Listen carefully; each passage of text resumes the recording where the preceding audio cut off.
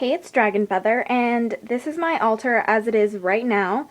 It's a little different than it was last time, from my last altar video, but I'm here to show you guys, what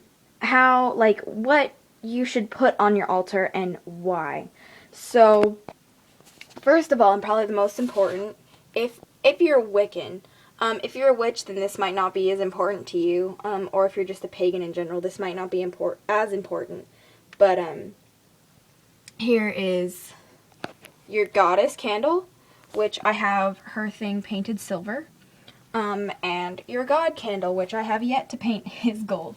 But yeah, these two are really important because whenever you perform a ritual, whenever you do daily devotions, and so on and so forth, you're going to use these candles, these two specific candles, to light to invoke them or to call them over. And I'm sorry, but this is too close to the wall. See, and I don't want it to like set anything on fire because we don't want that now, do we? Anyway, so my cat just opened my door. Hopefully no one comes in. You have your god and your goddess candle on your altar for invoking the goddess and for doing daily devotions and just for a representation, if nothing else, on your altar. If you would excuse me for 1 second, I'm gonna walk around my room. It's dark. I don't really want my mom knowing I'm making this video because I'm still in the closet. So anyway, the next thing you're gonna want is a pentacle. Now you can use many different things to represent your pentacle. Like I have a star here.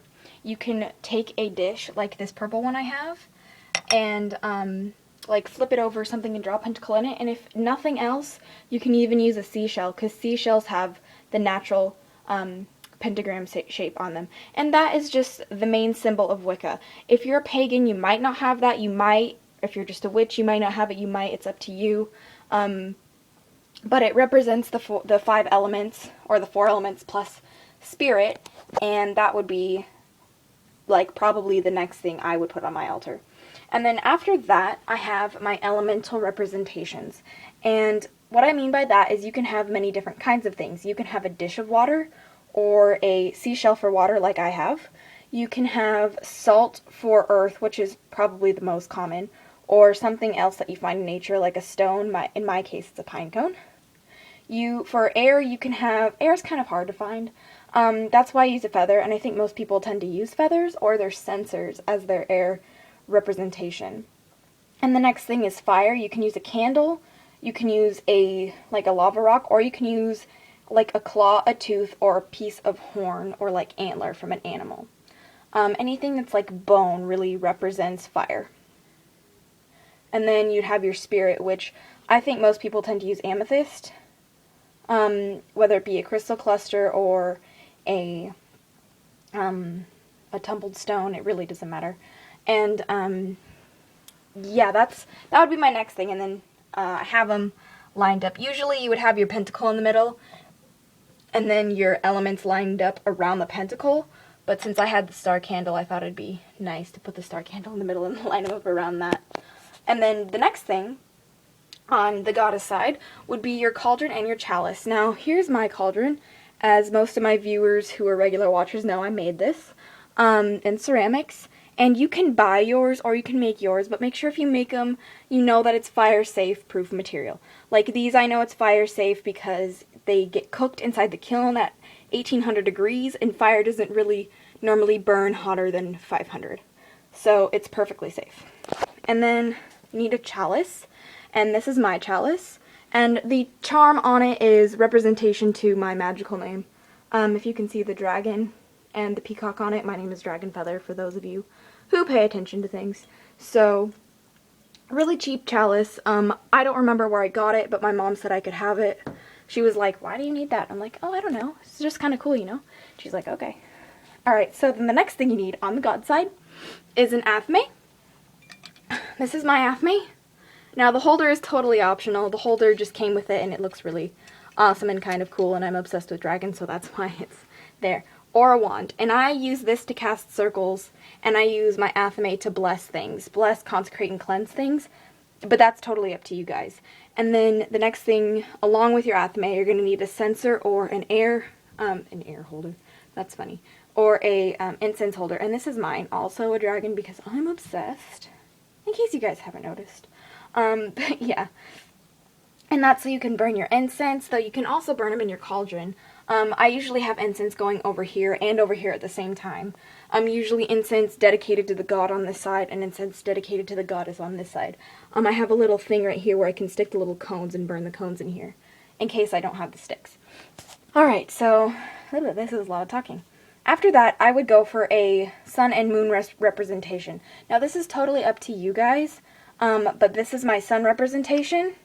I have yet to find an actual decent one, and this is a little egg box that I got when I went shopping, and then this is a little crystal ball thing that I got with a dragon that it, like, lit up, but the dragon, the lighting part broke on the dragon, so I don't keep it there anymore, and I just use it in all my full moon rituals, spots, you know, and just to represent the lunar powers and energies on my altar. And after that, I would have an offering dish. This is my offering dish, and inside of it is a crystal that I offer to Isis, being it is an Isis crystal. Now, an offering dish is totally up to you, and they can be however big you want. They can be like the size of my purple one, the size of my green one. This actually isn't an offering dish. Or they can even be as small as this, which was my old offering dish. Now, it's really up to you how big or small it is. It really doesn't matter, just as long as you know, make offerings once in a while. I mean, whether it be a little bit of incense, a plant, a leaf, or a tiny tumbled stone. In my case, this is going to be my wand and my traveling altar.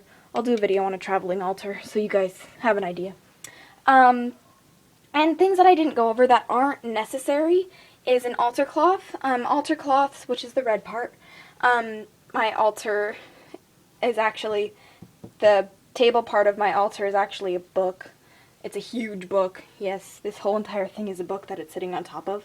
It's where this poster came from. It's about birds because I'm crazy. So, yeah.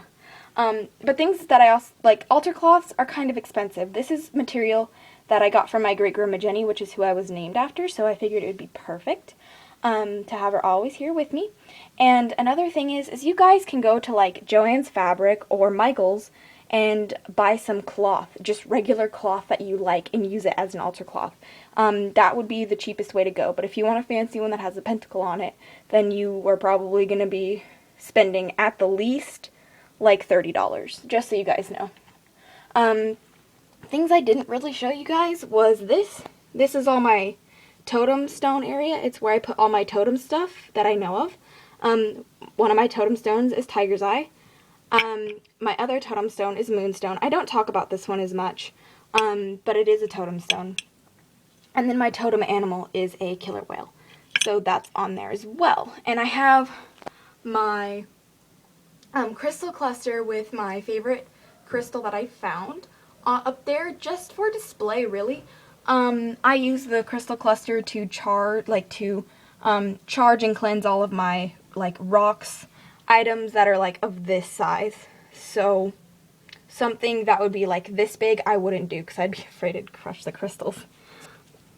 And the little platform comes with a candle holder that I've had that's been in previous altar videos of mine. This is actually a rune that I drew out yesterday from my divination ritual. Not my divination ritual, my daily devotion. I do divination at the end of every night, just because I think it's helpful. And then I have some hematite for grounding and centering and protection. So I think I went over everything. If not, leave any questions. If you have any other items that you think would be nice to put on your altar, let me know and I'll help you out. But until next time, blessed be, and bye.